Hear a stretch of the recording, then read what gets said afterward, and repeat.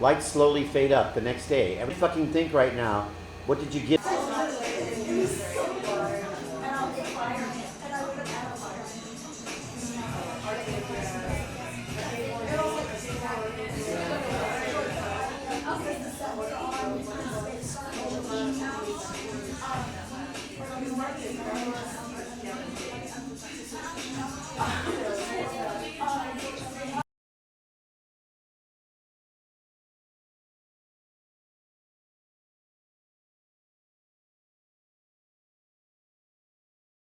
I had to write all of this down so I would remember. The first night I didn't. All right, the land acknowledgements. We acknowledge that we are on the traditional, ancestral, and unceded land of the Tonga peoples. The Tonga lived here thousands of years prior to the Spanish settlement in 1769.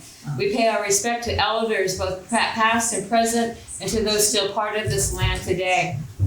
Returning Soldiers Speak is a 501c3 nonprofit organization whose mission is to empower active duty veterans and their families to write their stories and then to tell their stories to the community, such as yourself. Story has the power of transformation and healing to become whole. And we believe it is now we need to truly listen to their stories so we can all begin the journey towards helping them come home. A little bit about the project. I wanted to bring, I've been working since 2010 with veterans. I was born and raised in the military. I wanted to bring veterans and family members together. So that's how this project came to be. We put out a call for participants. We had an interview process. Keith Zarabaka, Sarah Baika. I've known Like him Bella Laika. Bella Laika. I've known him for years. Our director for tonight and Jim Lunsford, our dramaturg, we interviewed the participants. It was difficult to narrow down the participants because they were all wonderful, but because of budget and whatever, we picked six. Huh. Three veterans, 2 Marine Corps, and a Coast Guard, and a spouse, a wife, a daughter, and a grandson of the military are our playwrights. We began the playwriting workshops in October, and we have been working hard and diligently ever since. They came in with an idea. We asked them, what do you want to write about? What story do you want to write about? We discussed it and everything, and they picked one, and they have been writing that story since October. Our playwrights tonight are Greg Hillman and Lisa Rose. They are joining us from Zoom. Yay! We have a really big crowd on Zoom. Yay, Zoom and the pandemic. So Zoom is one of the best things that came out of all of what we went through. As well as others. Greg is from in Nevada, Lisa's in Arizona, and other people are from all over the country tuning in. The plays you hear tonight are still in development. So this is part of the process, the writing process. We work, and then we put it out here so we can hear it, and then we go back and we work again. The subject matter tonight is, they're not comedies. There are light moments, but we're dealing with trauma. Yes, we're dealing with trauma. We are. So the schedule tonight, we have Selfless, Greg's play. It's about 33 minutes. 32, 33. Right? And then dialogue to follow, because dialogue is part of our mission. There'll be dialogue to following that. Very short break to set for the next play, and making it home is Lisa's short play. It's about 13 minutes. 15. Okay, 15. And with dialogue to follow, and then we celebrate another fantastic evening of theater. We have our director, you introduced, Jim. He's our dramaturg, our veteran cast. All our cast are veterans. Yay! Yay! So happy. We have Jalen Travers, Nicholas Comier III, Rolfie, Macias. Is that correct? Yes. Say who they're playing. Huh? Say who the characters they're playing. Oh, okay. And Ryan Jensen. Okay. Jim is playing the UPS guy. Jalen is playing Mesh. Nicholas is playing Chatty. Ralphie is playing Tristan. And Ryan is playing Abe in the first play. We want to thank, I'm almost done. We want to thank the Los Angeles City of Cultural Affairs. And we have two wonderful people from the department, Dolores Chavez, the Performing Arts Center Director, Performing Arts Division of the Toxico Theater, and Cherie Lofton, Performing Arts Program Coordinator of Toxico Theater. Thank you. And Lacey, the school here, especially Erin Coleman, she has been amazing. The American Legion Auxiliary Hollywood Unit 43 for their generous financial, I'm gonna cry, financial and resources support. All right, enjoy the show.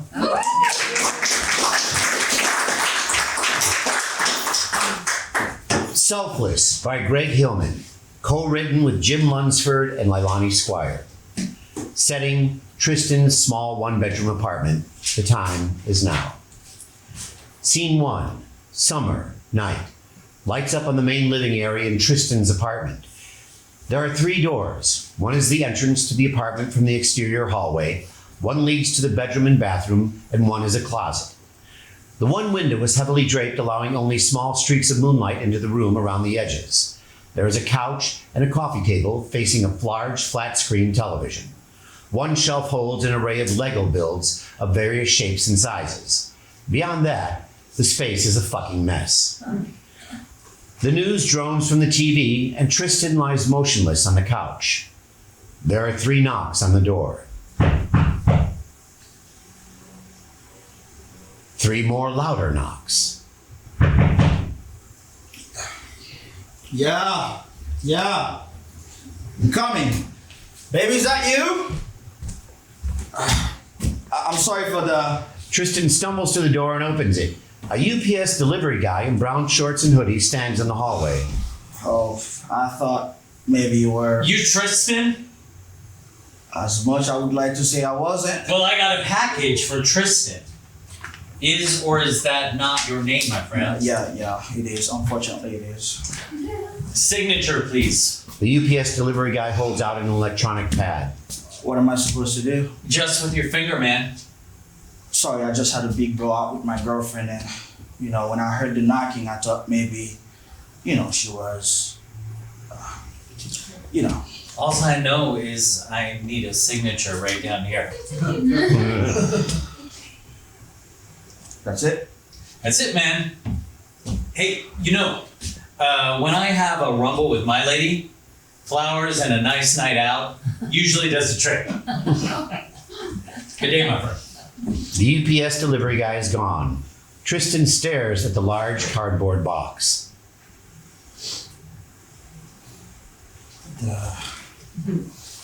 He drags the package into the apartment and closes the door. He goes to the kitchen drawer and grabs a knife, stabs the box, rips open the top, and pulls out a large object bound in bubble wrap. He tears away the wrapping, revealing an acoustic guitar with a wide shoulder strap. He runs his hand across the shiny wood surface and strums. Searching for fresh air, answers from upstairs. God, show me, why should I care? He then reads the name stitched into the strap. Brother, I don't understand why. He puts down the guitar, reaches into the box, and pulls out a letter. He slowly reads. Eventually, he drops the letter and begins to shake his head. Slowly at first, but the shaking grows more intense. No. He starts to pace around the apartment like a caged animal. No, that's not what we... Wait, just wait! He stops, crosses to the kitchen, and rummages around until he finds a garbage bag. He stalks around the apartment picking up pieces of garbage and tossing them in the bag. I am. I said, I hear you. I hear you. Just wait. Quiet. I said quiet! He stops in front of the TV and empties the contents of the bag on the couch. He turns and with a violent sweep of his arm, clears the surface off the coffee table, sending cans, bottles, and debris flying. I don't understand what you're trying to say. He looks up to the large flat-screen TV. A TV journalist speaks. Since the war against the Taliban began, there have been more than 3,500 coalition deaths, of which more than 2,300 have been U.S. soldiers. More than 450 UK troops have died. A further 20,660 U.S. soldiers have been injured in action. Most recently, 13 U.S. service members were killed in a suicide bombing at Abbey Gate of Kabul's Hamid Karzai International Airport during the chaotic withdrawal from Afghanistan. The attack, which took place during the chaotic evacuation effort, also wounded at least 18 other U.S. service members and killed over 170 Afghan civilians. Okay. Okay.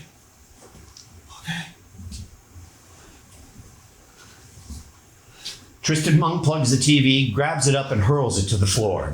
After a few stomps, he makes his way to the kitchen and rifles through a few drawers. He returns to the couch with a couple of pill bottles and empties them onto the coffee table. He scrounges around on the floor until he finds a half bottle of alcohol. Seated on the couch with the bottle in his hand, looking at the mound of pills, he begins to mumble. No.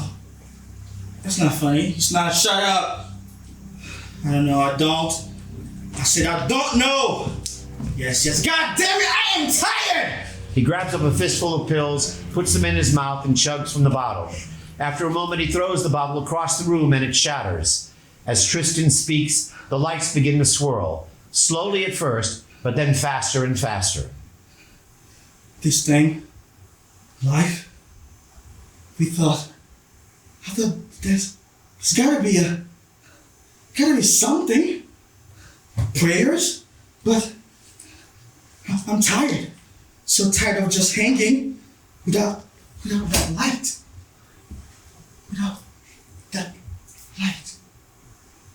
Without that light. Blackout. Scene 2.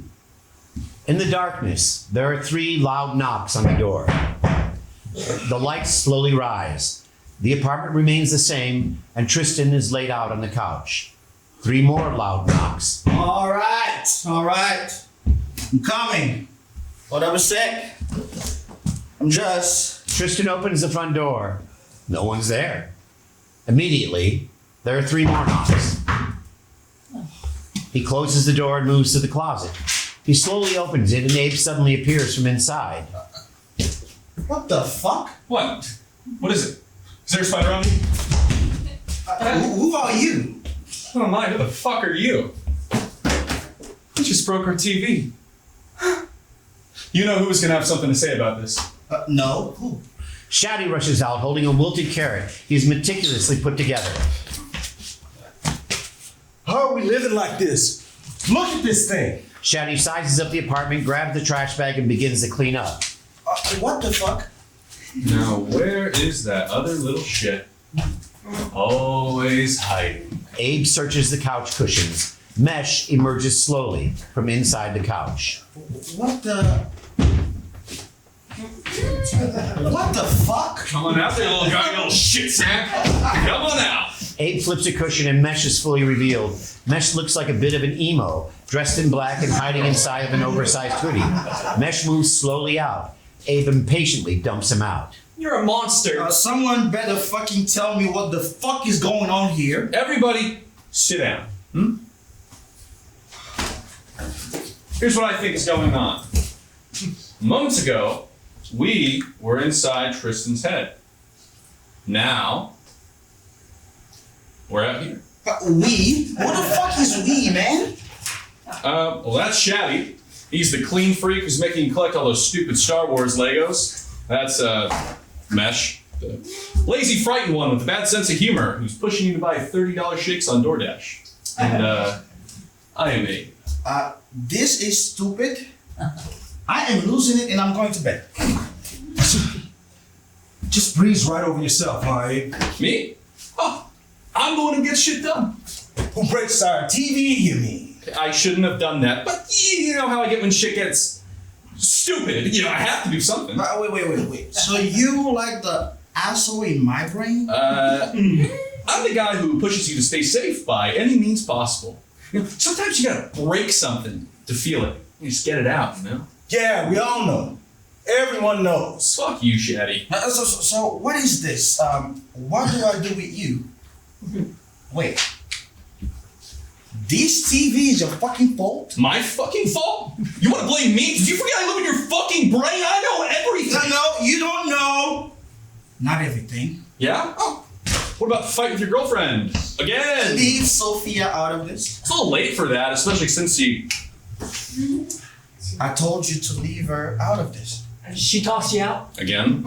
Nothing we can't get cleaned up though, right? Flowers and a night out. Isn't that what the delivery guy said? Flowers? Yes, a nice big bouquet of long stem red roses might do the trick. How do you can't know that. You can't. Abe retrieves the letter from the floor and holds it out to Tristan. We know. Everything. Your brother's guitar? Finally did it. Yeah, we know better than everyone. A 1, 2. Searching, be my Little boy's hero is tomorrow his hero. Bullshit! You're fucking crazy. You don't know anything. Now that's the pot calling the kettle black. You know, I always wanted a kettle. It can get to be too much, so you better just check out. No. He's gone, and that's all you have left of him is this guitar. No flower date night's gonna fix that shit. You did not know him. What he did, how he served, the lives he saved. In the end, he just couldn't save his own.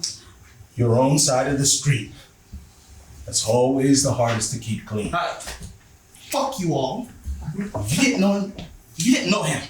We see all of it. All the shit you think about others, about yourself. I mean, if I didn't push, you'd be stuck in your self-pity. Doing what? You could have given us a chance to think about it. Think about what? Huh? We're giving away all the work we did. Maybe. Simply out. This is better. We needed a break from the stress. Remember, you change spiral and we couldn't move. You were always questioning yourself, building a shame shit house in your brain where we all live. I guess, but I'm sick now. I feel like I'm losing my mind. What the fuck even is this? Maybe we should talk about the letter. No! Mesh grabs up the guitar. What about a song? Don't touch that. Play something like one of those tunes you used to sing with your brother. A 1, 2. How can I be my little boy's hero when tomorrow I is said don't touch that! Tristan grabs the guitar, clears the Lego shelf with a swipe of his hand, and puts the guitar in their place. He then paces quickly. Shaddy gently stops him. Please, wait. We could go out. You feel good around people. We just need to not drink so much. Get some food. We have work tomorrow. Then come back, clean up, and sleep. No, people will think I'm crazy. I look like shit. You haven't showered. Yeah, you should shower. We're crazy right now. Abe moves to the fridge and brings beers. They each open one. Does all this go to my liver? It's our liver. Drink water too, so it doesn't fall out of your ass. Fuck it. You won't kill us. He said us. Tristan grabs a coat and exits. The other three follow him out. Lights fade. Don't go out.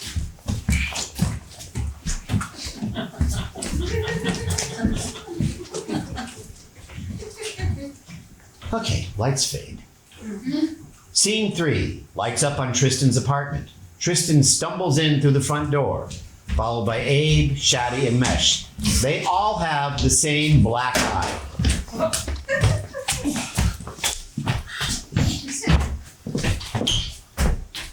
I think I love you guys. Good. Not good. Look at our face. I like it. Tristan looks at his phone. She still hasn't called. I've worked in 3 hours. No one listens to me. I listen. Shut the fuck up, dude. We needed it. I didn't need another black eye. I'm so tired Oh, of. shut up. You know, you look rather cute with that black eye. Shut up. Kind of like a raccoon. You know, the little critters out back. Leave him alone. Watch it. Or I'll give you another black eye while I'm at it. Hey, 2 black eyes are better than 1. Oh, make that 4. Stop. That's the problem, Abe. We didn't need this. You did. You selfish. Stop. And what am I gonna say? I help. I keep us safe. People are scared of us because of me. Stop, you guys. Help? How do you help? All you do is shit. Shut the fuck up or I swear I'll blow you out of my mind. Just shut up. That'll fix it.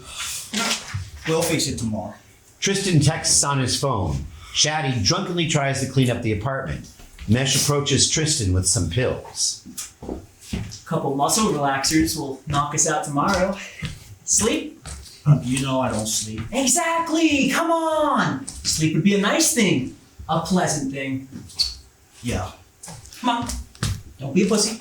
Tristan secretly pockets the pills. Shaddy picks up the wreckage of the TV. What are you doing with the TV? Fixing this. You don't know how this works, do you? I don't know how anything works. Neither do I. I don't think I ever did. Tristan takes the pills from his pocket, swallows them with another drink, and lies down. Mesh moves in beside him. Abe approaches. Shaddy gives up on the TV. Tristan crawls to the couch. The others follow and pile on top of him as they fall asleep. The lights fade. Scene 4. Lights slowly fade up. The next day, everyone is disheveled, sleeping in different parts of the apartment. Various pieces of clothing are strewn in the most unusual places. A cell phone rings, and Shaddy jumps up. What the fuck? What? Rolling off of the couch doggy pile, half asleep and hungover. What? Mesh, get off him. He looks like he's melting. Mesh rolls onto the floor and makes the same exact noise Tristan made. Shaddy searches Tristan for the phone. He finds it. 13 missed calls? It's 3 o'clock. It's in the afternoon. How did this happen? How did Shaddy realizes something and starts moving to Mesh. Mesh starts to get to his feet under him to run. It's my fault. We needed rest. You put us to sleep. Can't fucking think right now. What did you give him? It doesn't matter. Don't. Ow! Yeah, ow! All of you! Ow! I'm so fucking over this bullshit! Come on. No. A loud explosion rocks their world. Red lights flash. What is that? What's happening? Calm down! Calm down! He's dreaming. That's not dreaming. Dust cover every craving, see tomorrow. But backing up, you don't know that! Tristan is experiencing a night terror. More explosion sounds, lights strobe and screaming from off stage. Why aren't we in there with him? No, no. What is happening? It's my fault. What do you mean it's your fault? The drinking. I tried to use it to. I tried to use the drinking to hide him from everything, to hide us from everything, to keep us safe. Yeah, we're still drunk. But why can't we be in there with him? I think I have him safe. And More explosions. Tristan is twisting and turning, experiencing a night terror. I think I have him trapped in there. I tried to keep him safe, and I trapped him on accident. Well, we have to do something. let me think. He's in there by himself, and you know what it's like with all of us, but he's by himself. Let me think! Shaddy grabs a glass of water with water in it and dumps it on Tristan. Tristan doesn't move, continues to have night terror. This isn't good. This isn't what I wanted. I just wanted to keep us safe. I want all of us to feel safe. We never get to just feel safe.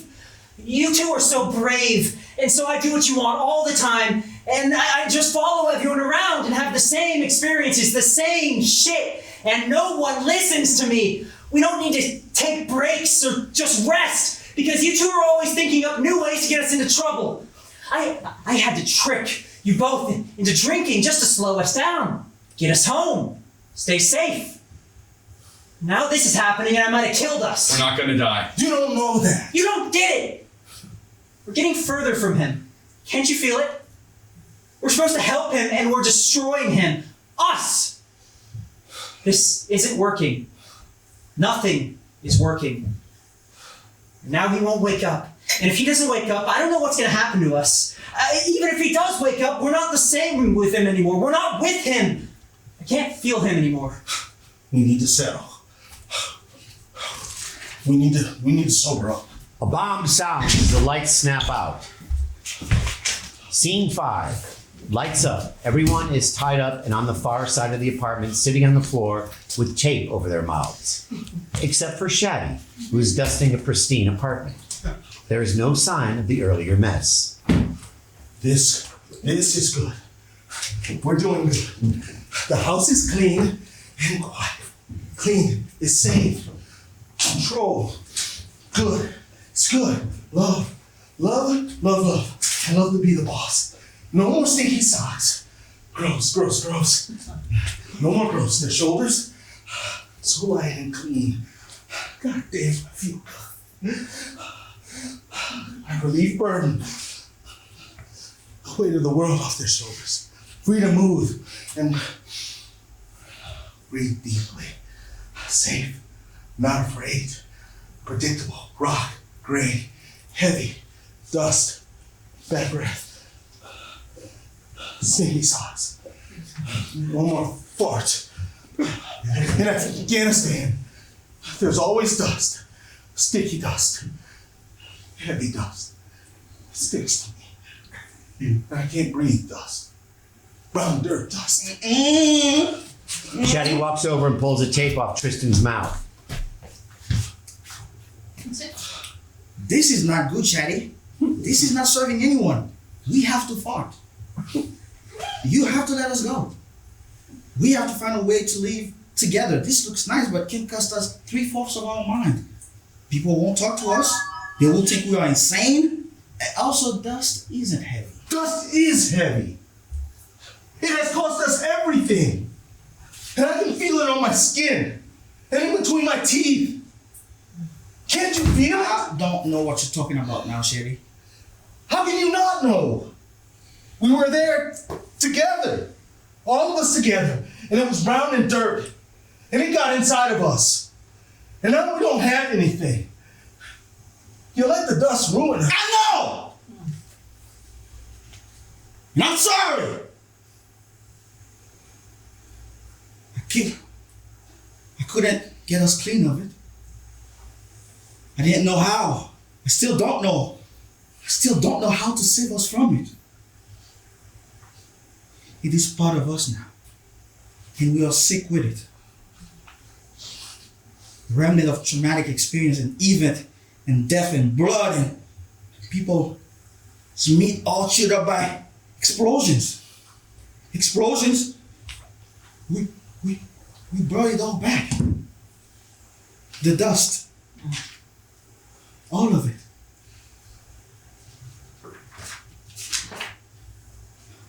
I didn't know how to leave it there, and we got it all over everyone. It's in the crevices of my life now, and we can clean away no matter what we try. But look, I cleaned it. What the hell do we do if not this? How do we survive the poison of I it? know you are doing good, but look at the rest of us. This doesn't work, Shaddy. This can't work. You have to untie it. I don't have to do that. Come on, Shaddy. Don't be like that. Sit with us. I don't know if I can trust you. You put us here. You put us over there. And now we have nothing. You're not safe, Tristan. You don't care for things. You break things. And you let them die. That is unfair! This is unfair!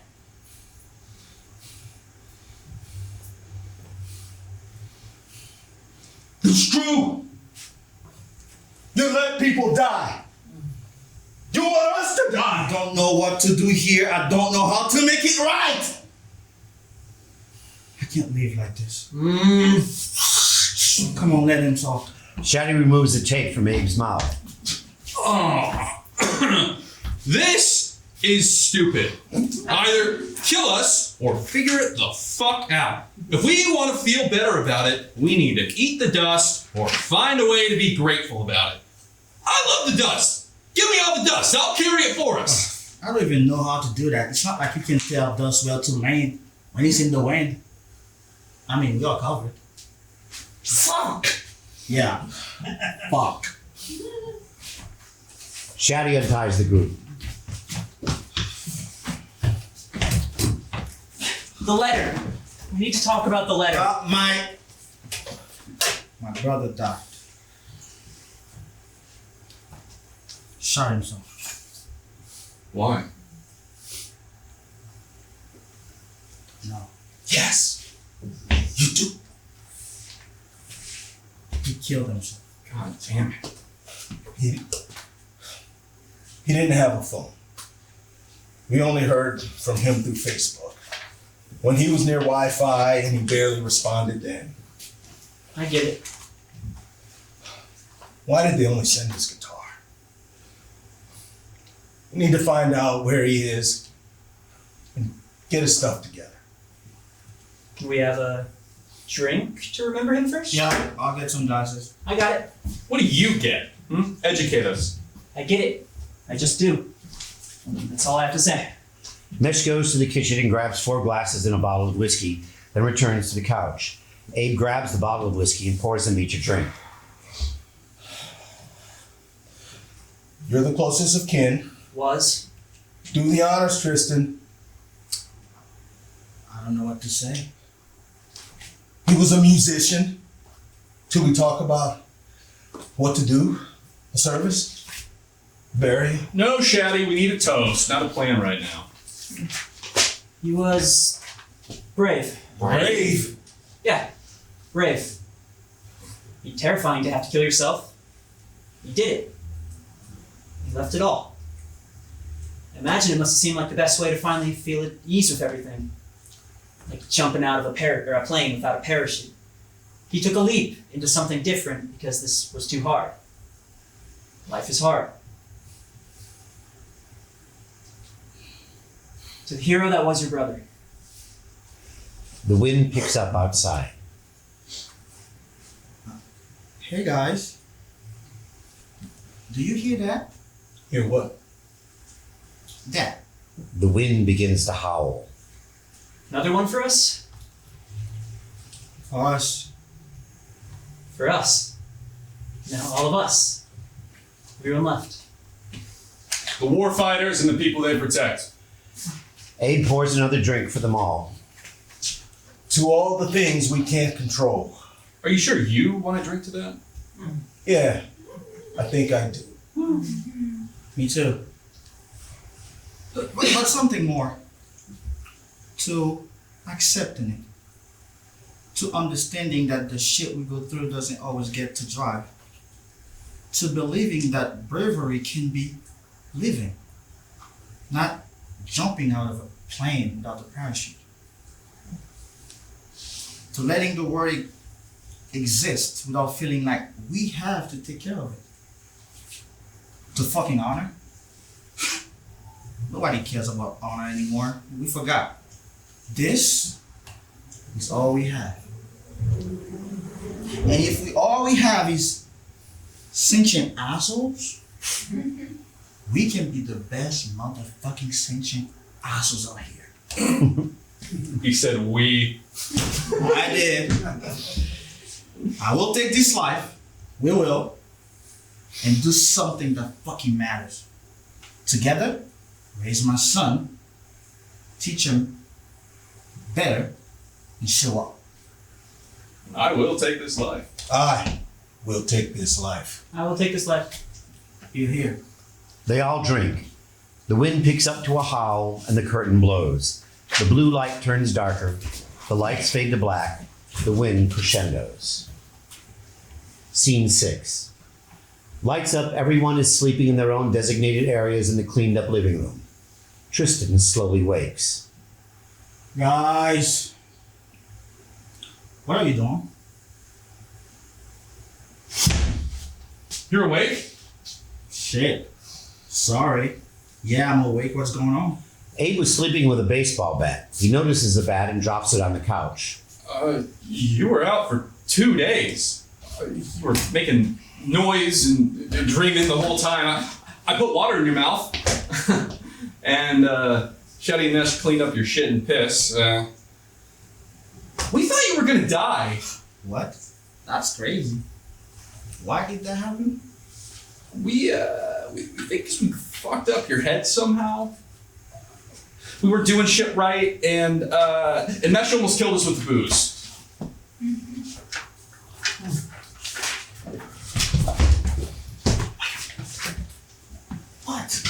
What?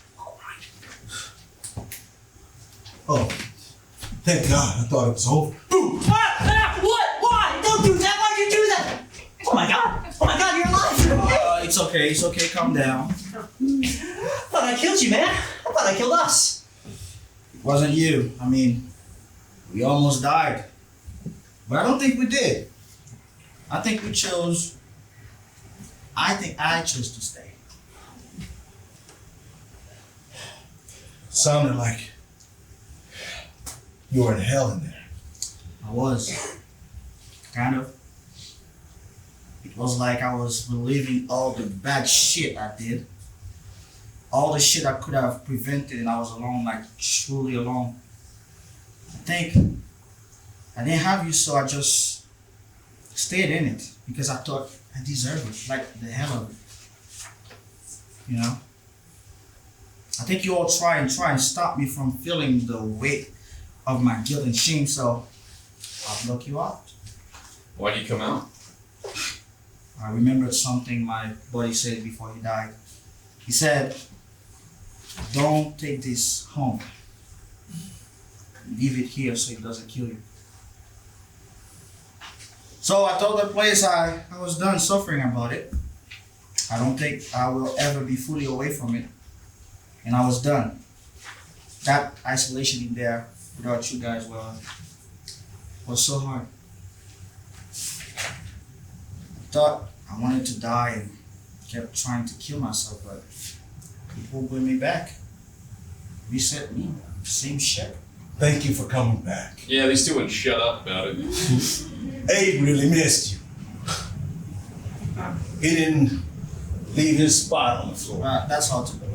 Yeah, whatever. Mesh removes the guitar from the shelf and hands it to Tristan. He left this for us, for you. He wanted you to have it. There must have been some reason. Maybe there was. Maybe.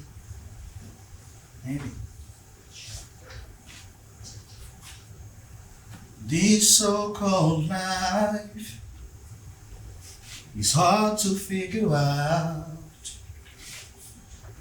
'Cause where I've been, it's hard to talk about. Sometimes I feel I'm losing my mind. Gotta be something to find. There's a reason I'm digging in this dirt, and a reason I'm standing on this earth. Searching for fresh air and answers from upstairs. God, show me, why should I care? How can I be my little boy's hero if tomorrow is zero ain't there? And I'm crying and broken, my hands yet they're folded, tired of living on a prayer. I don't know the reason. There must be a reason to keep these lungs full of hair and keep this broken heart still beating. Searching for fresh air and answers from upstairs. God, show me, how should I care? How can I be my little boy's hero if tomorrow is zero ain't there? If tomorrow is zero ain't there?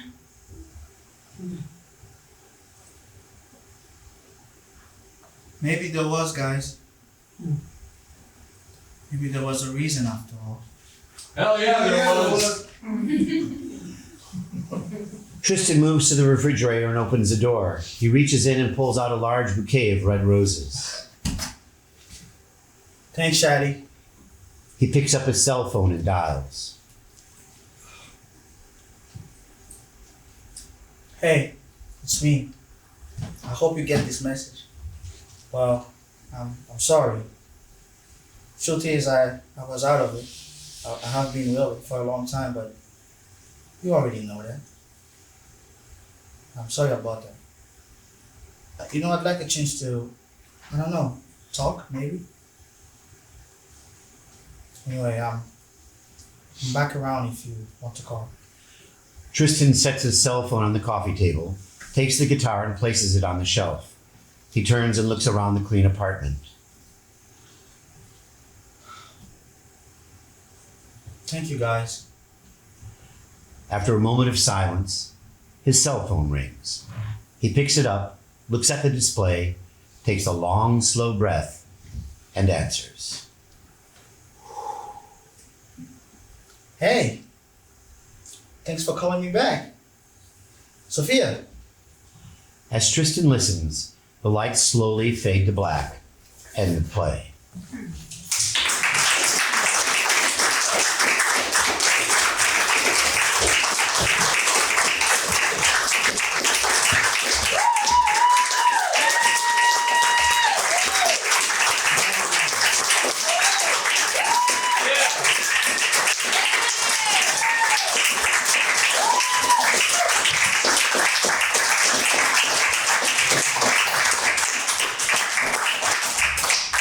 All right. Hop back. Mr. Jim, please.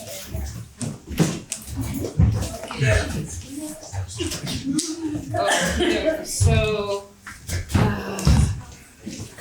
Hi, Zoom. Hi Zoom, Greg, can you, how are we gonna do this? I wonder, can we put you on here? Oh, Carol Peterson, how long have you been there, Carol? I have no idea. I don't know how to do this, let's see. Greg, can you unmute, please? I can, yeah, can you hear me? Yeah, we can hear you. Actually, no, come forward, please. I wonder if, help me out here, we should probably do us and then you can, I thought I could forgive my inability to figure this out. All right, so, oh well, anyway, we have a wonderful audience. I don't know if this is gonna work. Come on up, That's please. great. Yeah? All right. This audience, yeah, you wanna see the audience too. All right. Actually, I don't like being behind people. I like people behind them. I also am hypervigilant. So, oh my goodness, look at everybody. Isn't this wonderful? Thank you so very much. Greg, you have a big audience. Oh my gosh. Yeah. This is Greg Hillman. He wrote the play. He's a Marine Corps, was twice in Afghanistan. Greg, you want to tell us a little bit about your military? Sure, yeah. I've been to Afghanistan twice, then I did a 7-month deployment to Romania. And then when I got out, I did a bunch of time in Africa in different spots and some time in Iraq as a contractor. What was your MOS in Afghanistan? I was at 2336, so that's an explosive ordnance and disposal technician. So we were bomb guys. You know the Hurt Locker? That was Greg, right? Yeah. So when I talked to Greg, you wanted to know about what do you want to ask the audience? Gosh, if anyone feels like they're able to talk about parts that they thought were meaningful, or if you saw anything, and maybe any veteran people that you know, or even people that don't don't have any connection to the military, if you have any ideas about how to drive home some points there of kind of reconciliation with self, I'd love to hear it. Actors, anybody? I find it great. What? I find it great. You found it great? Kiara, why? How? What? Well, first of all, the idea of having, this different part of yourself talking back to you was very helpful because we have a better insight of him as a person. I mean, not you, but I just felt it was maybe missing a person or two like I don't say that because I not quite got who you were. Mesh, was it? Yes. Were you just like the fun part of him, or? I was, correct me if I'm wrong, Greg, I believe I was his kind of anxiety and the part that encourages him to do drugs and try and cope with his trauma through just hiding. I was the hermit, the hiding one. The hermit. Through The drinks, hermit. drinking and drugs and Gotcha. The hermit. avoiding things. Self-medicating. Alright. Yeah, Because since- isolation. I would say isolation part. Because since the asshole is also no, I mean the Ryan playing the asshole. Since he's also doing the same thing, like making him drink, being feared by others. I felt a lot like your two characters were very similar. Because you're also hiding, but just in a different way. Like you're just avoiding things, whereas you are physically hiding. So yeah, I saw too many similarities between the two of you, and so that's why I was like, I don't understand exactly who you are if he's already doing all that. But otherwise, I find it very interesting to have the perspective of himself and him having a talk with himself to get through everything. It was amazing. Excellent. I forgot to do something. And hold that thought. I forgot to do something. All right. All the veterans in the house and on Zoom, please stand and stay standing because I want to have a point. Please, all the veterans, please stand. All the wives and husbands, spouses of veterans, please stand. The daughters, the sons, and the daughters and the sons, please stand. And on Zoom too. The grandfathers, grandmothers, uncles, aunts of veterans, please stand. Cousins, nephews, please stand. Did I hear somebody say they're gonna cry? Yeah. Yeah. Advocates, friends of veterans. Yes, please stand. Everybody is standing, right? Everyone is standing. Take a look around. Right? Yeah. We're all affected. We all are connected in this way. We're all connected in this way. It's profound. All right, thank you. Now, thank you very much. Taylor, correct? Oh, no, I think that's. Oh no, I'm sorry. You. Well, I think it was a wonderful way to bring out our internal voice, and the things that we don't vocalize, right? I think a lot of what happens is isolation and the inability to kind of articulate what's going on internally. And so I think it was fantastic to materialize it through different characters and personas that we put on. I also thought that the conversation around shame cycles was, very pivotal. I maybe I would have liked to see more of the, that kind of spiral, like a literal spiral of the effect of just trying to process emotions, trying to process what went on, so that there's like a bigger payoff afterwards when he makes the decision to make that call. I thought it was great to, end the play with reaching out, right? Getting out of that self-isolation and having that first conversation with that loved one. Yeah, so fantastic job. We want to end on hope. Yes? Hi, my name is Raphael. This play took me back. This play took you back? When I was in my addiction. So 9 years ago, I had a head injury. When I came back, I had a head injury and I was in a coma. when I came back, I came back with amnesia, and I went cuckoo for Cocoa Puffs for a minute, just like him. I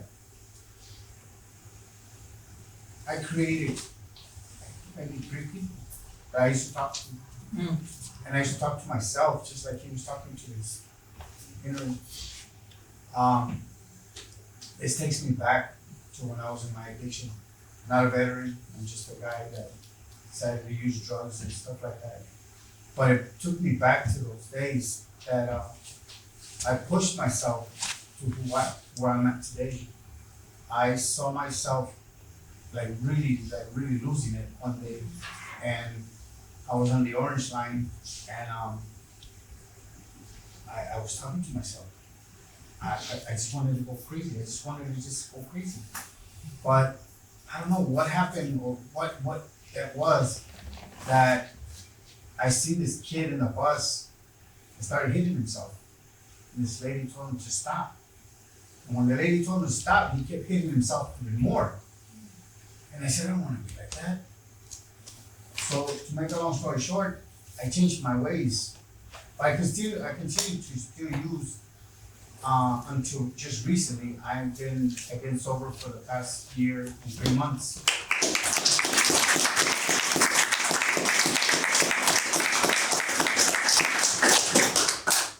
So, like I said, please be back, man. Thank you for sharing that. Thank you. Yes, My name is Julio. Julio. First of all, Nicholas, thank you for inviting me. David, Jordan, Javier, and Rafael, we're all in the same program. I've been sober 123 days.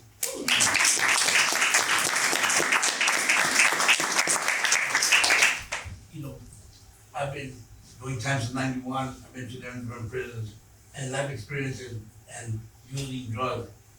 I find myself talking to myself and seeing things and fighting with myself, and seeing that it does take you back, and you don't know how to come out of that, and I find myself doing things I normally wouldn't do, but today that I'm sober and I want to the program, and I'm attending certain classes and I have a therapist, and I'm learning about myself and some triggers. And seeing this, I'm glad for a place like this. It helps me out. I'm not the only one that goes through this. And I look around the room and I can't deal with a lot of people, but now I can. We go through the same thing. Thank you for that. Thank you.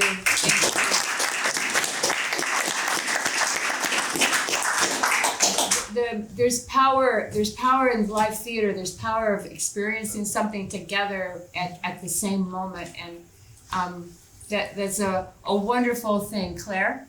Oh, I just wanted to share as a wife of somebody who had to have somebody go to Vietnam, and what we had to go through, having them leave us and not know what was happening. And my husband, flew over, he had to walk out on the wings of planes, taking photos, aerial photos of what was moving, and I had no idea that the danger he was, putting himself in. But I was home alone, cooking for soldiers because we were on a base, and I would invite them to come over as much as I could do to help ease the pain. So the wives are also very involved in, in the staying home and not knowing and hoping and praying, that their husband would come home. When he was drafted, it was like, like, what, you're leaving, and I was a pretty new wife, so it was hard, on the wives.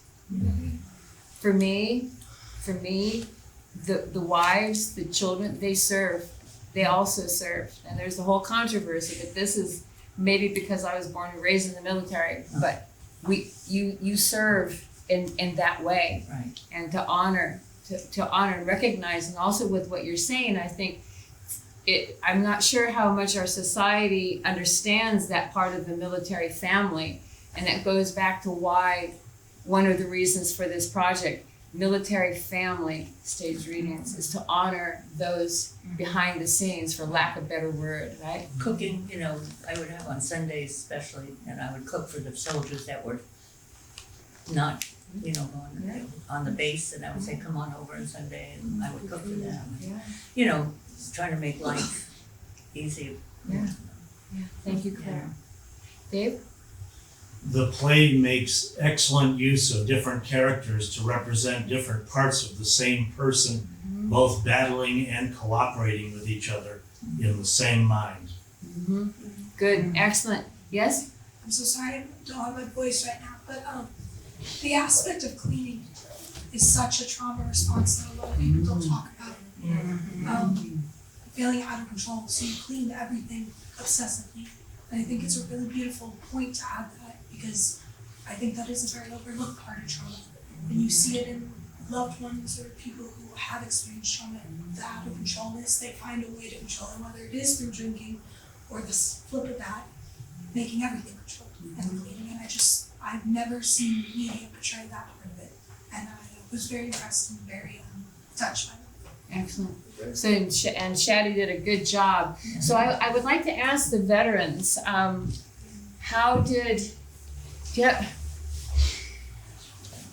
what in the play or your characters reflects, or whatever your lived experience? And Jalen, do you mind?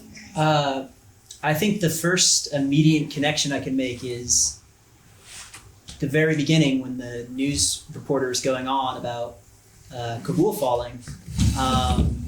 That was very, I instantly related, because I remember exactly where I was when that came on the news. Because I was deployed to the Middle East for about a year, and I left 3 weeks before we pulled out of Afghanistan. And I knew 2 of the Marines that passed away in the attack. And so when I first read this and I saw that at the very beginning, it hit me like a truck, because I was like, yeah, I remember also freaking out at hearing the exact same news. So yeah, it definitely affected me. Yeah. How was working, reading the play and working? We had a table read on Sunday. No, was it Friday? Sunday. Sunday? Yeah. We had a table read on Sunday. We had a rehearsal Monday for 3 hours, and then we had the reading tonight. How was it, the process of that, and your experience? How was that? It was good. So, I mean, I can relate a lot to Mesh, because I think out of all the archetypes, just me, Jalen, as a person is Mesh. I am the hermit. I do box myself away. And so I definitely instantly was like, as soon as I saw the character, I was like, oh, okay, yeah. And it was a lot of fun to just try and essentially, because you really have one character. It's one character throughout, and then it slices, little pie slices of his mind. So you just have to kind of focus on one aspect of himself, and you have to kind of choose to ignore all the rest, because you're not that piece of the pie. You can just portray what your slice is. I wonder if because we want to continue work. I wonder if how working on this to them. I don't know. There's something to me about how the dialogue just hit you like a truck, you said, right? And how the process of theater and acting and everything can help, I don't know, gain new perspective. Yeah, I mean, we're humans, right? We're all storytellers. All we do is tell each other stories. And I think that it's important to talk about what has happened in your life, because that's how you heal, and that's how you move on. Well, I don't know if you can ever move on, but that's at least how you start taking steps forward, because you can't keep walking in quicksand. You have to take a second, collect yourself, and float up. Yeah. Greg, do you have anything to say about that? Yes. So just kind of speaking to everyone, I think that the play is really directed at the parts that every person has. We all have these parts that try and protect us, and sometimes they get a little out of balance. And so I have a really good friend named Noah Loudermilk. He's on here. on Zoom with me, and he recommended a book to me the other day that kind of goes over the idea of it, and it's called No Bad Parts, and it comes from a gentleman who created a therapy called internal family systems. So if you're ever interested in having that conversation with your own self and visiting those parts of your mind and finding ways to love the parts that you might not necessarily like or that are doing, behaviors that you don't agree with, I would encourage everyone to have that self-conversation. And I think that this play is hopefully an introduction to how the conversation might go down if you're in a crisis or, in a place where you need to have those hard conversations with your internal selves and find a way to love yourself and the parts of yourself that you may not like. You said something very important, to love ourselves, absolutely. Rolfie, Ryan, Nicholas, do you have anything to add, to say? Yes? Go ahead. That's good. All right. So similar to Jalen, brought me to the script, right? The Kabul airlift out of Kabul. There's a operation was called Operation Allies Refuge. The bases in Europe, most of them funnel through a base called Ramstein Air Base. That's a base I was stationed at for 2.5 years. I'm a comm guy, or I was. And there are certain radio systems and communication systems that are on C-130J and H's models. Randomly learned it from a friend back in Korea, like about a year and a half prior. And that kind of call goes out because there's not enough people to go airlift tens of thousands of people out of Kabul, and not nearly enough people got out. They were able to, be a part of that aid. But I was in and out of Kabul for about a week.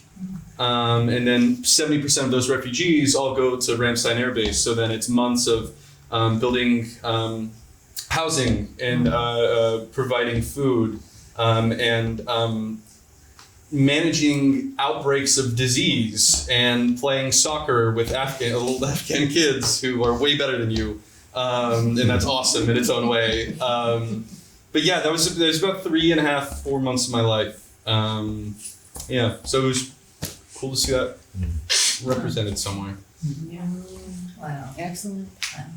Anything, Greg, you want to say anything else? Other than, I think this is a wonderful. Absolutely, I do. Oh, okay. What is it? I want to say thank you so much, Leilani, for this experience and dragging me through it with Jim. I think that you two are doing work that is impressive and important. And then I want to say to the actors that, one, thank you for your service and being my brothers in that way. And if you ever need anything, I'd love to connect. My wife now, I got married a week ago.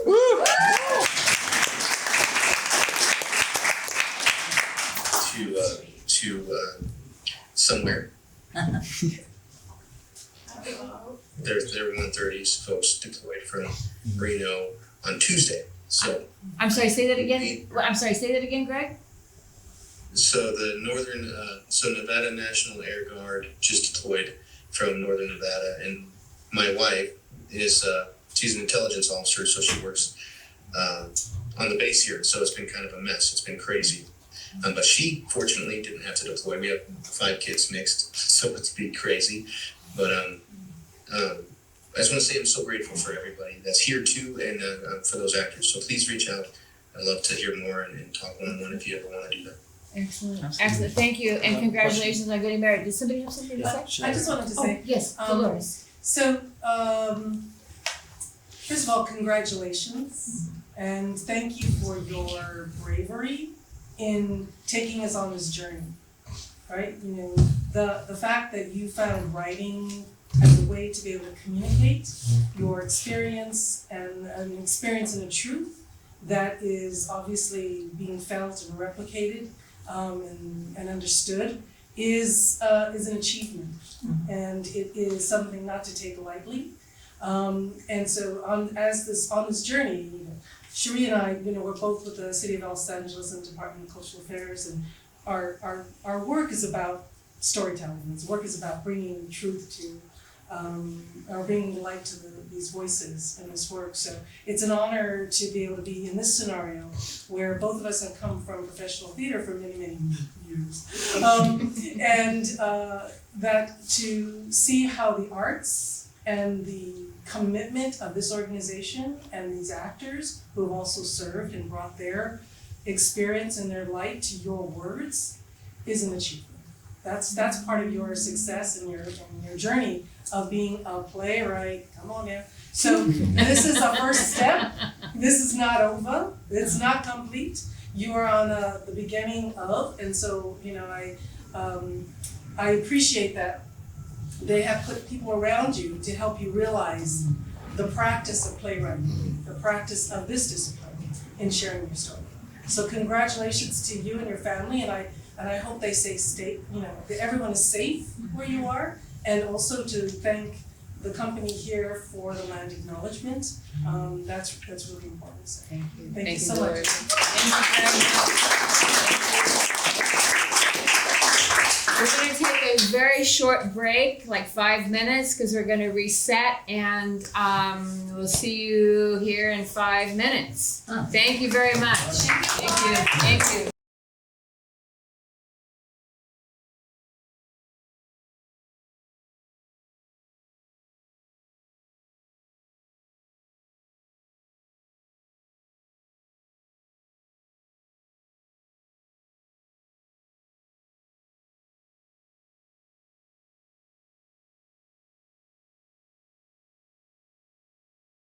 In home, we have Nicholas and Ryan, and actually, and then Jalen also, and Keith is reading stage directions.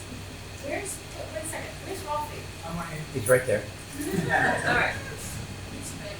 All right. Should we turn off the air conditioning? Yes, we can. I have a fan on, right? Yes. I think we better. Yeah, we're gonna turn it pretty off. noisy. And it'll be okay. Everybody will be okay. It's not that long. It's on. Don't worry, it's a short play. Yeah, it's a short, and then we'll turn it on for the talk back. How's that? Thank you. Right. All right. You want to be inclusive here. Okay. Okay. And To Making It Home by Lisa Rose. Time 2011. A backyard fire pit provides the only light on stage. Both are in uniform pants, t-shirts, and boots.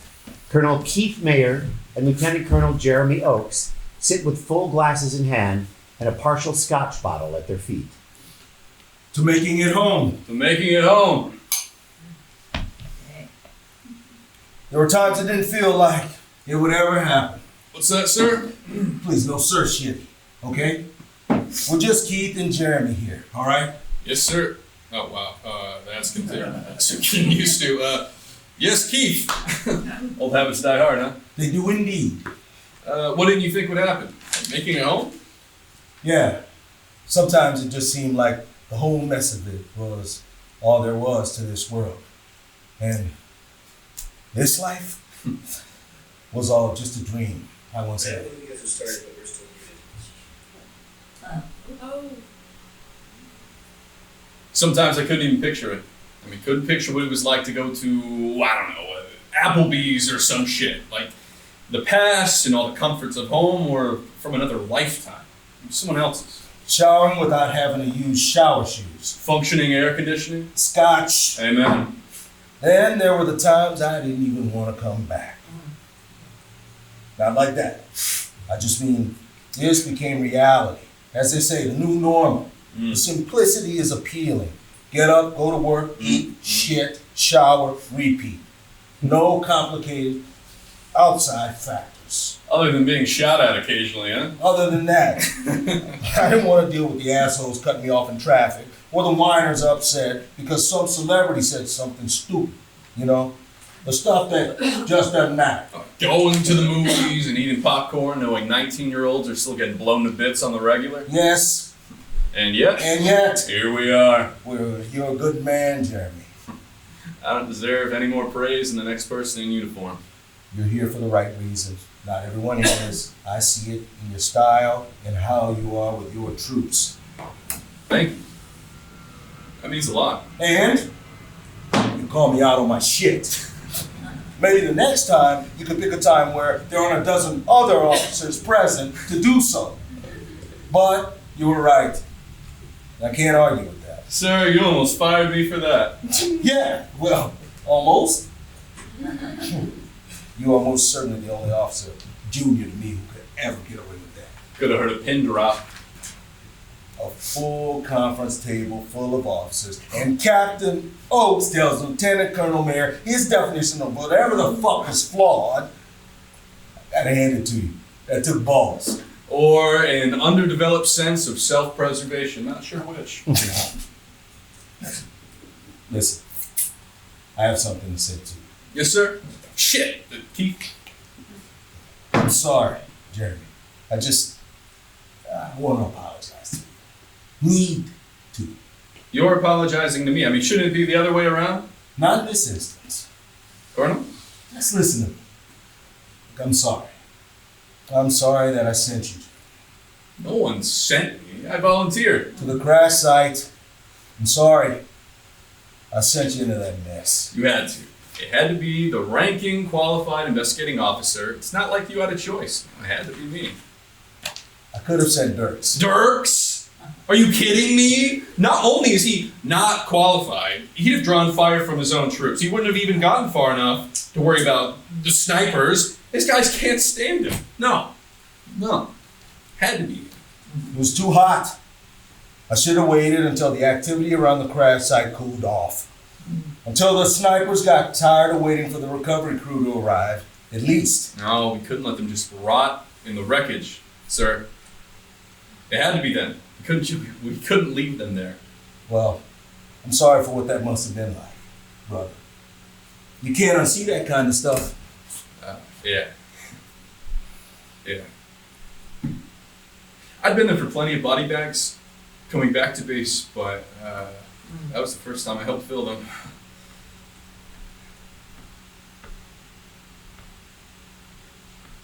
It was the smell, more than anything. You know, the wreckage was still smoldering, burning rubber and gasoline, burnt meat. Lieutenant Colonel Jeremy Oates, I want you to know that I consider you a friend. Thank you, sir. Brother. Sir Keith. I consider you a friend. I mean, you taught me everything I know about leadership, servant leadership. I mean, shaking hands, looking people in the eye kind of leadership, knowing names. I hope so. I sure tried. You absolutely did, sir. I told you to go. I watched you get on that plane and went back to my office and I waited for you to do your job. I knew you would do it. Exactly as it should have been. The whole time you were gone, I kept picturing having to call Laura. Tell her what happened. That I sent you to your death. I sent my brother to die. How could I possibly tell her that? Sir, we all knew what we signed up for. Laurel knows too. Doesn't make it easy. Of course not, but the commander has to make those decisions, and it was the right decision sending me. I got them home so the families could bury them.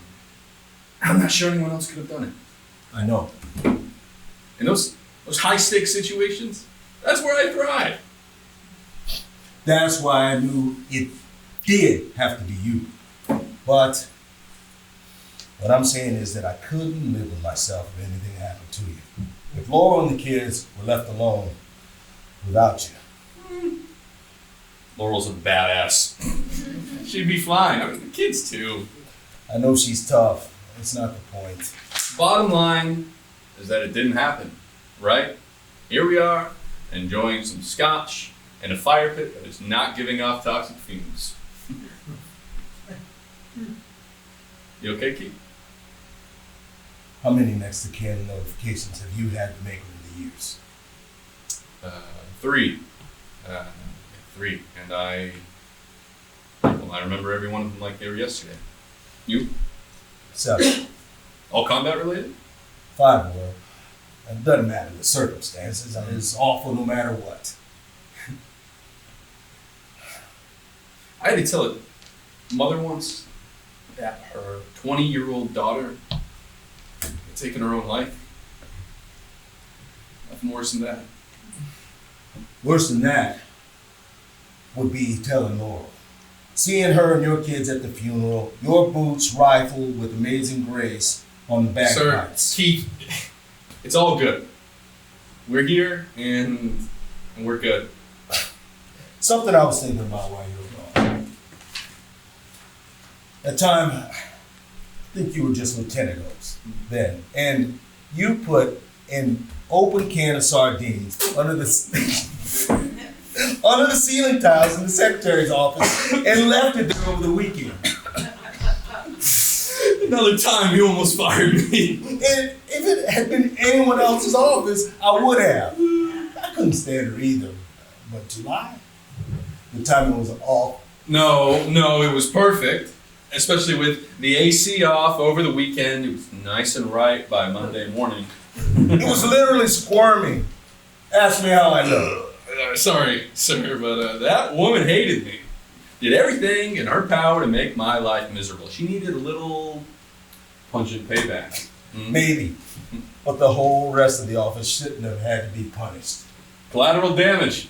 Well, let's be honest here. You definitely got your payback. The parking brake? The parking brake. Yeah, okay. I did eventually get you back. Oh, you have no idea. That is the gift that keeps on giving. Served you right. I suppose it did, but I will have you know that I still, on occasion, have to return to my car, even once I've gotten in the whatever, the gas station, the shopping mall, movie theater, just to make sure that I did, in fact, set the parking brake. Finding your truck a good 50 feet downhill from where you left it, we'll do that to a guy. Might have been 3 bases later, but I exacted my revenge. Wow, 3 bases later? Asawa, Shah, Holloman, Kandahar. Wow, you're right. I've had more assignments with you than anyone else I know. Same for you. And you did fire me once in one of those assignments? That's miraculous. You may be a pain in the ass, but you care about people, advocate for them. If anyone is a servant leader here, it's you, young grasshopper. So yeah, I hung on to you. Well, Mr. Miyagi, thank you for that. Thanks for always having my back. I don't deserve your thanks. You have it anyways.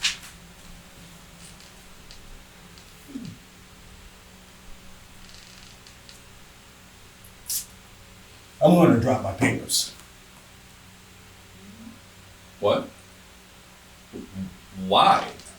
I thought you were going to stay and see how your Brigadier General board goes. I changed my mind. Wow. I have to say, sir, I'm really shocked. I'm done, Jeremy.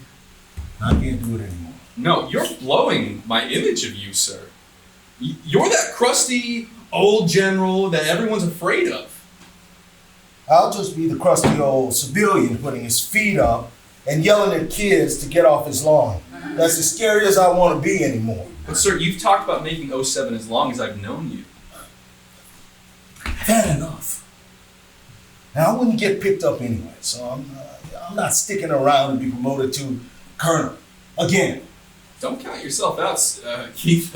Your chances are as good as anyone's. Better. No, Jeremy. They're not. See, I've developed a little habit, apparently. And it's not a good look for a general officer. Did something happen?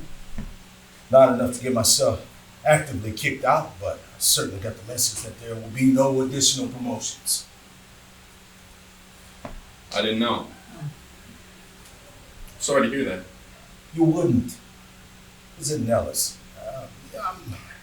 My own going away party, and went overboard with the scotch, and I got myself a shiny new DUI on the way home. Oh, no.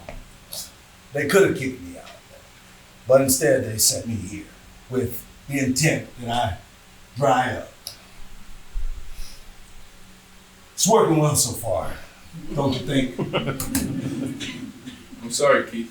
Don't be. It's actually been a relief. Like I said, I've had enough. I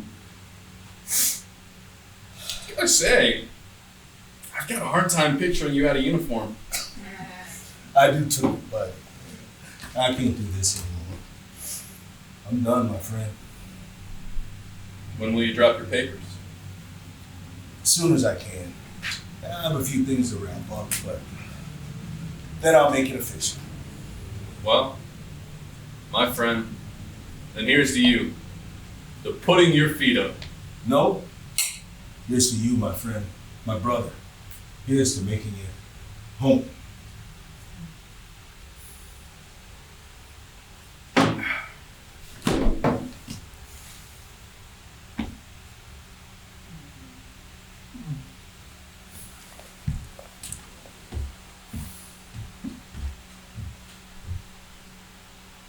Once Jeremy is no longer visible, lights spread beyond the fire, and we can see that we're not actually in a backyard.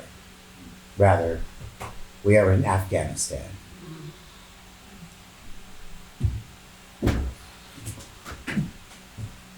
Sir?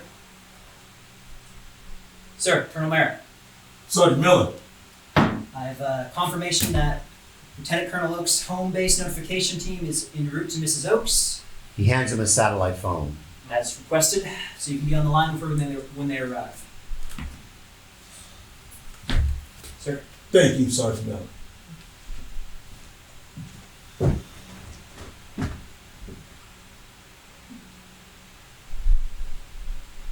The lights fade, and we play.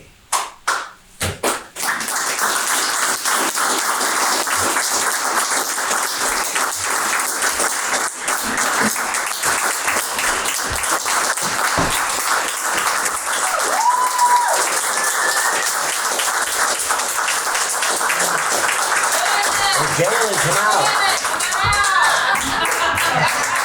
One more time.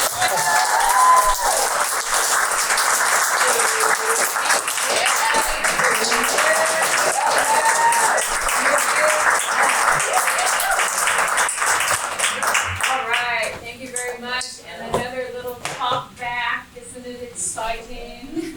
All right, Jim, please, I want you out here, Jim. Our wonderful dramaturg. We'll do it this way. So Lisa, come on. There she is. Give it to Lisa Rose.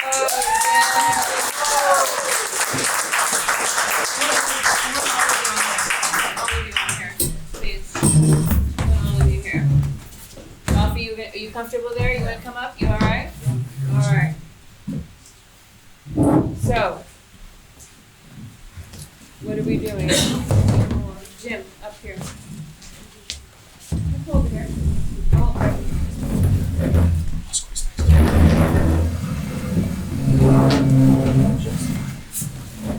Jim, all right. So this is Jim Lunsford, our wonderful dramaturg.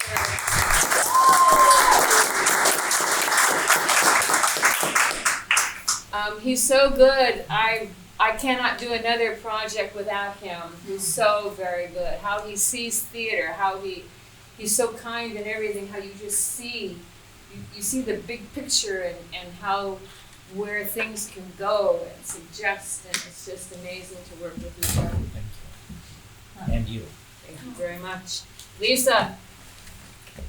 Hello. Hello. Sorry about the mute in the very beginning. I need a couple of more people. So. It's all good. Where did this story come from, if you want to say? Sure. This story, as I guess all stories do, come from the question of what if. And in this case, it was what if the fears of a very dear friend of ours had actually come true. My husband and his mentor were both stationed together in Afghanistan in 2011 when the fighting there was really at its worst. And my husband was indeed sent to a crash site to retrieve the people who didn't make it out of that crash. And his boss, his mentor, our friend, always, I believe, felt guilt for having done that. He actually called me, checking in multiple times when Mark was deployed for a year later. He would call every few weeks to check in and just see how I was doing, how the kids were doing. And one time in particular, he very tearfully apologized to me for sending Mark into that situation and imagined what it might have been like had he not made it home. And so this is where it came from. Mark made it home. He's here. He's watching tonight.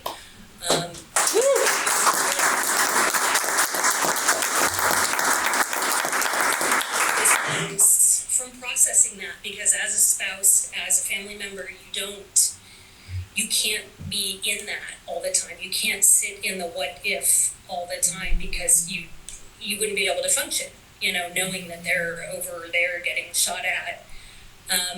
But this story comes from processing that, I think, and our friend's guilt and my fear and all of that kind of rolled up into this what if. And I think that's where the story came from. You did a wonderful job. It's and the actors were great, and Keith's directing this. Let's give a hand to the actors.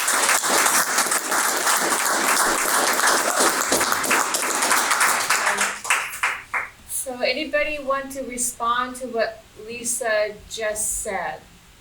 Yes. There was a lot packed into this. It seemed like it must have been started off bigger and got more and more compact and packed in. There was so much in it. And it starts off with a real situation, a crash plane. It could have been expository. It could have been just that this happened and this happened and this happened. But it was all melted into human reactions and human guilt and human. Mm-hmm. And you could really picture it. It wasn't just a report on the crash. It was the reaction of everybody around the crash. It actually started out as 6 pages, and then Leilani, in order to fill out, she had to fill it out. And when I read it, I went, I didn't notice that I actually thought it still played at 15 pages, or 12 pages. Definitely. No, Lisa's a wonderful playwright. She's just a wonderful playwright. I love the O. Henry twist at the end. Yes. Yeah. Yes. So some people may not know O. Henry. M. Night Shyamalan. He's a great American short story writer, and he always had a twist, which is what this had. The twist at the end where they were not in the backyard, they were actually in front of a burn pit in Afghanistan. He was drinking and having his conversation with his friend alone. Yes. I just want to make sure I understood, just maybe it was clear for everybody, but this conversation never happened. That was all in your mind, right? Yes. Is that correct, Lisa? I didn't hear everything that she said, but basically the conversation didn't happen. Is that what the question was? Yes. Yeah. Correct. It was all in his head. Remembering his friend in the moments before having to speak with his wife. The colonel remembering what with his friend before he had to make the call. Sort of a theme to the evening, conversations in your head. I got them all the time. I'm the only one in the room. No. So with the actors and Jim. So Jim, what was it like working with Lisa? What's it like been working actually in this project? It's been really a profound honor to work on this project. I have extended family who have military experience, but it's been really just a learning experience, and it's really taught me so much as just a human and as a playwright.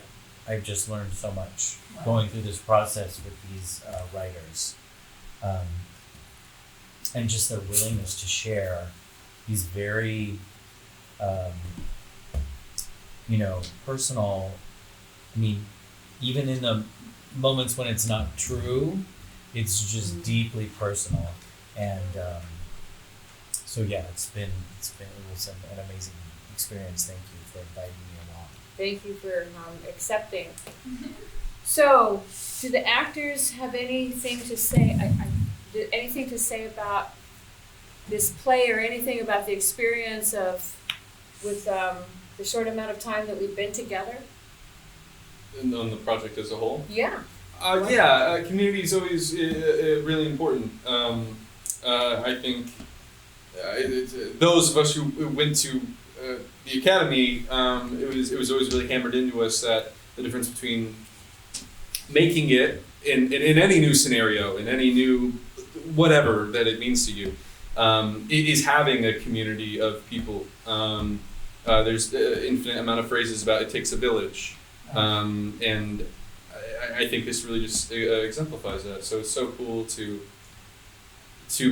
build that you've built that, and that it's now we are here. The foundation of it is us all in this room together. Yes, that's so right. I think that's great. That's right. Yes? My name is Jordan. I just want to say I enjoyed both plays. I want to thank Greg and Lisa for being able to express their experience, strength, and hope. The actors for their excellent performance, and everybody else that made it happen.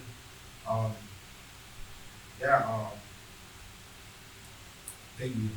Thank you. You're welcome. You're welcome.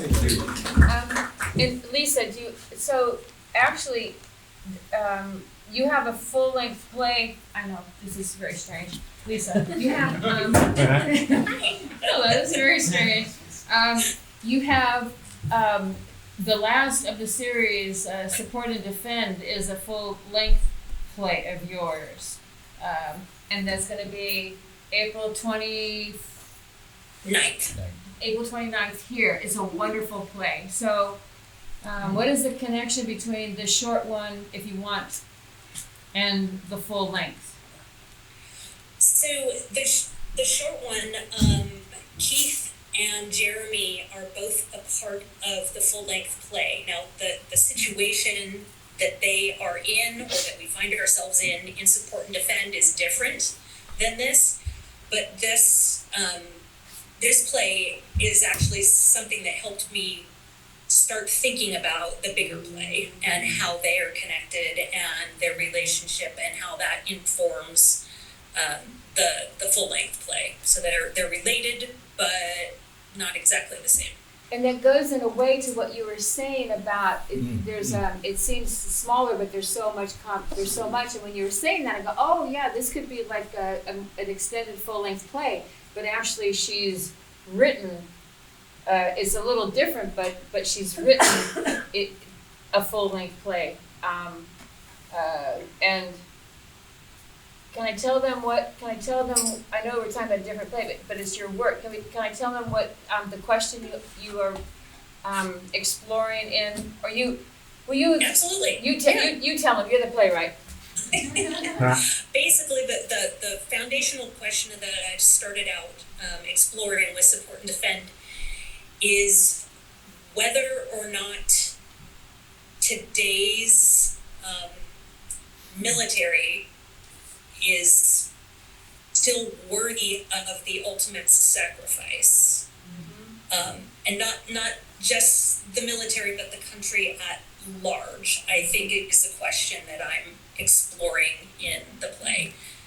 It's not limited just to that. There's a lot of working parts, but that's the foundational question that I started with. And what's interesting is that this play also addresses that question, because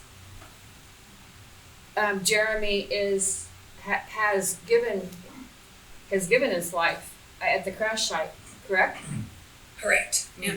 Yeah. Nicholas, you want to say something? No, thank you for the opportunity. The play was both plays really touched me deeply.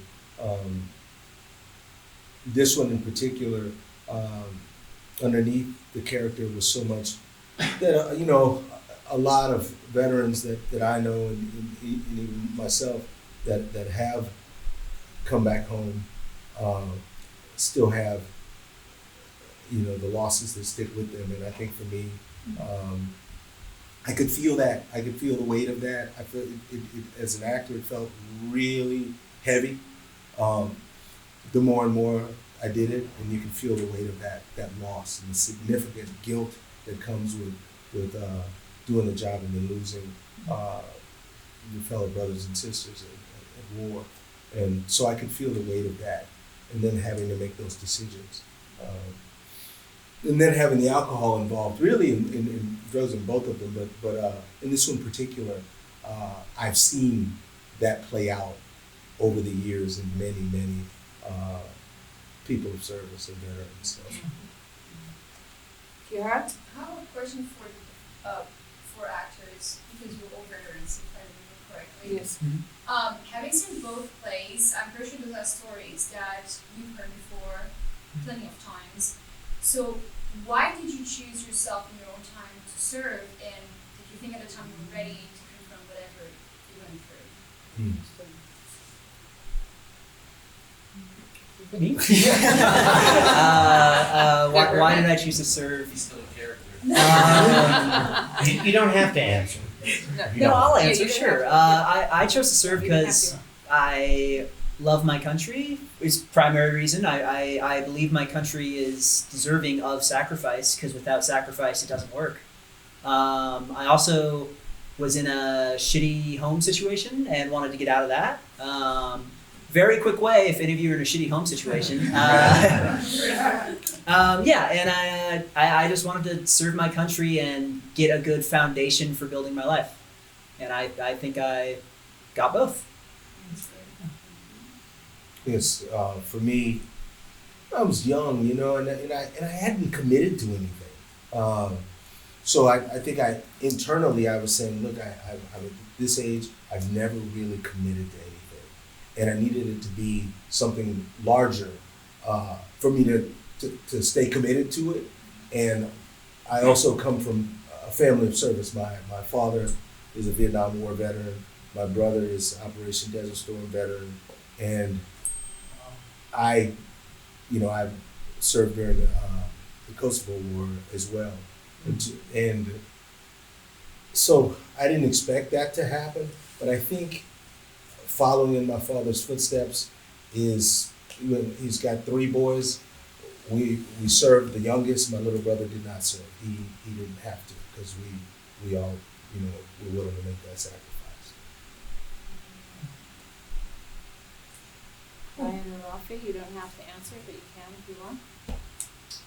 Well, for me, at first it was more like, I love challenges, so I've done a lot of things in my life, so I was like, I'm gonna try something that's gonna break me. I wanted to know how much I can take it, at first. And also I wanted to be part of something bigger than myself, because I've been directing my whole life. So I was like, I feel like I was very arrogant back then. So I was like, it's time for me to be directed now. And the best way to do that, because if I go to a job, I'll quit if you yell at me, right? But I feel like this is a contract that I had to commit to, and I had to deal with it. And that changed my entire life. And yes, I challenged myself, and it's something I'm very proud of. And a lot happened in my life. And the fact that I'm able to still standing was my service. Like, if I could not serve, I would have given up. Like, those days, every time I look back, and I was like, nah, man, you did this. So let's go. So I feel like this is the best part of my life serving. That changed my entire point of view, mental. I went down like after when I got out, because I was 2 years of isolation. Thinking about killing myself. That's why I was telling you, I was technically killing myself. Because it was my son that saved me. Because every time I was like, I want to give up, and every time, that's why the song is like, how can I be my biggest hero if tomorrow is here and there? That was really struck me. Strong, because every morning I wake up, I want to every morning, and I'm like, son. Because I grew up without a father. I didn't have my dad. I was like, the best I could do is be there for him. So there's a lot. It's a lot, and I'm just gonna pass it on. There's a lot. Thank you, guys. And you sang it beautifully. Oh my God.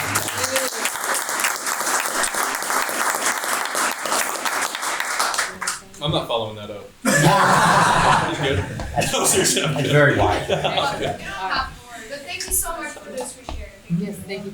Dolores. Again, congratulations on taking the time to show your heart through this piece. And to the playwright, really again, thank you, congratulations for having your words being shared and spoken so beautifully and so to the heart. And I think that goes obviously to the writing of it and to the moment by moment of what you're sharing in that. And you gave us such a kind of a complete snapshot or a moment of a turning point, right, in someone's life. And that's really hard to craft. Right? It's really hard. That definitely is a journey to get there. And so between the dramaturg and the playwright and the writing, all of that really showed itself so beautifully, in this way. My question though too is like, do you write other kinds of plays? Is this, or did you find writing plays from your experience with your family being in the service something that was a calling for you? I do write other plays, but this is actually fairly new to me, the writing part of theater. I've been involved in theater like literally all my life. My mom used to drag me around to rehearsals when I was a little kid and she couldn't afford a babysitter. So I've always been involved in theater. I didn't start writing until about 5 years ago. I guess it was a pandemic thing.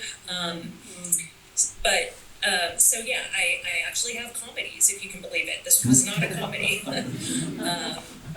Almost everything though has that kernel of truth. Everybody talks about write what you know, and that's where it all comes from. And I lived a lot of years as a military spouse. My husband was active duty for 29 years, so a lot of it does have ties to the military, but they're also very loose ties in a lot of ways. It's it might be one little kernel that is a part of a play, but it's not all about military. I would imagine your experience, just say the 29 years, and identifying yourself as a military spouse, that where that story comes out in your other work, or how much of that you see yourself in any of these characters or along the way. Be interesting to see that work. It's there. It's definitely there. I have another full-length play that I wrote long before, well, not long before, like I said, only 5 years, but before this project, and it's a military family. That isn't what it's about, but that's the family unit is the military. So it's it's there. It's definitely there. Congratulations. Thank you for bringing it to Los Angeles. Yeah. Thank you. Yes. And thank you for letting me be a part of it, all of you. And just quickly, I just wanted to compliment you on capturing that tone between the two soldiers. I grew up as a military child. My father was a lifer, POW in North Korea, two tours of duty in Vietnam. But that was more his family than we were. I mean, he loved us, but that was still his family. And people stayed with us, often, and and it was not even a big whoops. It was just, that's the way it is. And you captured that tone very, very, I think it was a lovely way that you captured that tone between those two men. I would like to thank you for that. Yeah. Thank you. Thank you for that.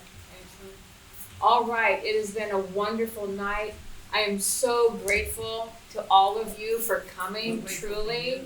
Thank you. And again, this is a nonprofit, so I know things are tight, but if, anything, even volunteering to help us out for the next series or anything, money, time, support, nice words, a hug, all of that is all welcome. And I'm gonna cry. Ralphie, thank you so very much.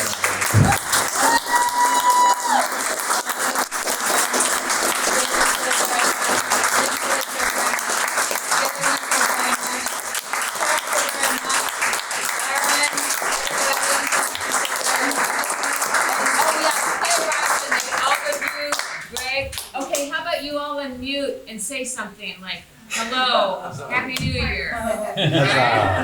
Greg, thank you so very much, and everybody, thank you. Yeah. Oh, and Jeffrey, this guy here, he's on number 4. He has written a play, but what is the play called? Jeff, Killing to the Sound of Trumpets. Killing to the Sound of Trumpets. It's called Killing to the Sound of Trumpet. Yeah, Killing to the Sound of Trumpets. Yeah, he went on a cruise and came home sick. So anyway, thank you very much. Thank you.